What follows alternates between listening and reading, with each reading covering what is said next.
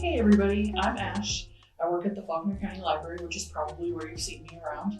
I also teach art classes, so if you've been to one of those, you probably know me from that. I also teach make your own comic classes once a month, but this month is October, and it's known as Inktober in the artist community. It's a cool challenge invented by Jake Palmer to kind of brush up your inking skills and challenge yourself to create one inked piece every day. I know that sounds like a lot. The goal is to create a bunch of pieces, learn a lot, and ultimately, mostly you're challenging yourself to use one of the harder mediums since ink is permanent. Since the hardest part of Inktober, other than finishing, is actually starting, I'm going to show you some quick tips on materials, and how to get going on your first piece. Ultimately, if this challenge makes you draw more, then it was a success, so don't burn yourself out doing this. You can't do 31 pieces, fine.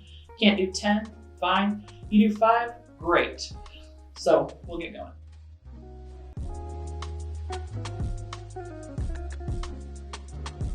So next we're working on gel pens, and these are the barely fancy option that everyone knows about. The main benefit is they come in lots of colors. So if you really wanted to do Inktober in neon pink or orange, you could do that.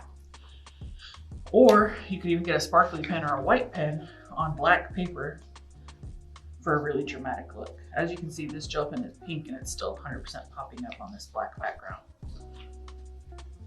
They're easy to control, and as long as you don't get too excited, they barely smudge. You just have to allow some drying time. I won't spend too long on these because I'm pretty sure everyone has used a gel pen before.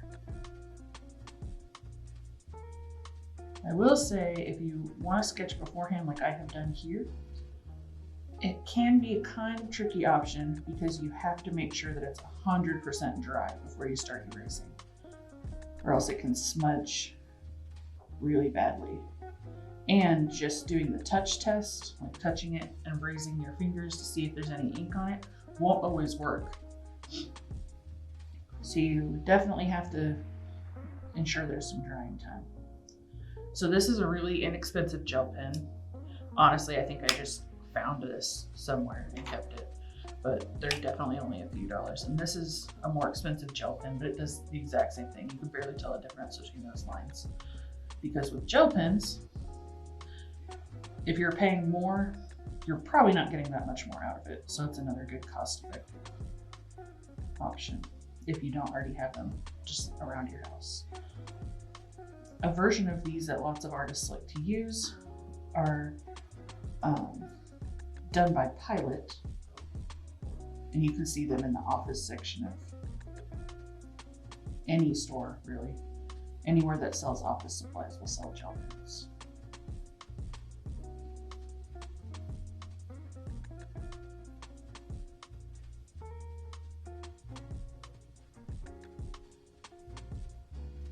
So this might not be 100% dry yet, but if it's not, that's okay because I want to show you what happens. Looks like mostly dry.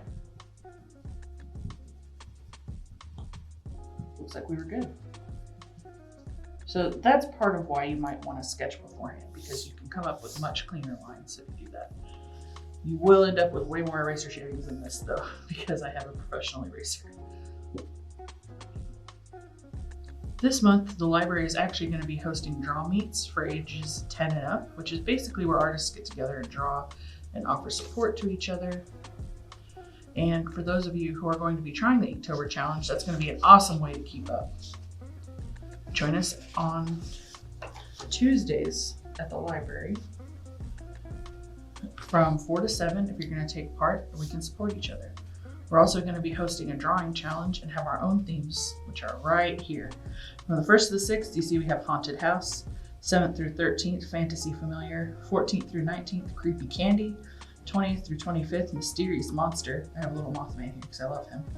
And 26th through 31st, we have Paranormal Pumpkin. If you want to upload your piece and enter our contest, tag us on Instagram or Facebook, and be sure to use the hashtag FCO Inktober to make sure we see it. There will be prizes, and since anyone 10 and up can enter, us adults are going to have to work hard to beat the kids because we're going to be picking the most creative pieces as our winners. Kids, be sure to have your parents watch this part of the video so they know the process and we can see your art. Happy inking, everybody. Hope to see you soon.